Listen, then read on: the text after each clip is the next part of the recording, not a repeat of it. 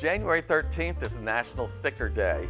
While some philatelists or stamp collectors may be offended by calling a postage stamp a sticker, it pretty well, especially if it's a self-adhesive, fits the definition often used for a sticker. Self-adhesive stamps were first issued by governments in tropical climates. They were an attempt to avoid the tendency of traditional water-activated stamps to stick together in humid conditions. Self-adhesives on backing paper could also be cut into different shapes, and many were produced as much for collectors as for actual use. The first U.S. self-adhesives weren't issued till this is basically the 50th anniversary. They were issued in late 1974 with a 10-cent Dove weather vane Christmas stamp produced by Avery Dennison.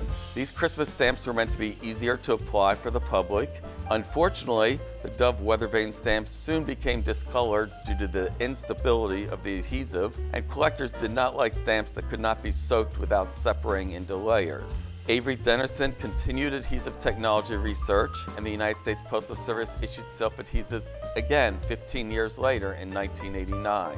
Panes of 18 of the 25-cent Eagle and Shield stamp were sold in 15 test cities, and the first U.S. computer-vended stamps were available at 2 stations in the Washington, D.C. area.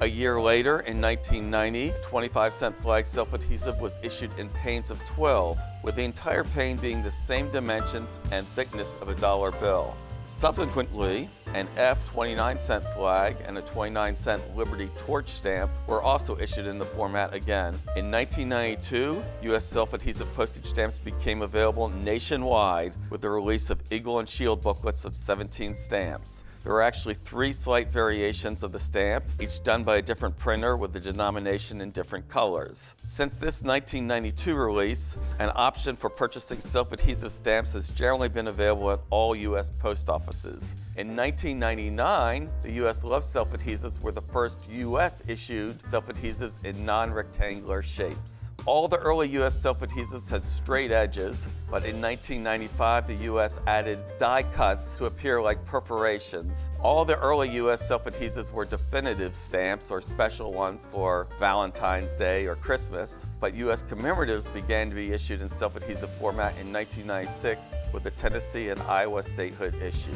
By 2002, virtually all U.S. stamps had become self-adhesives.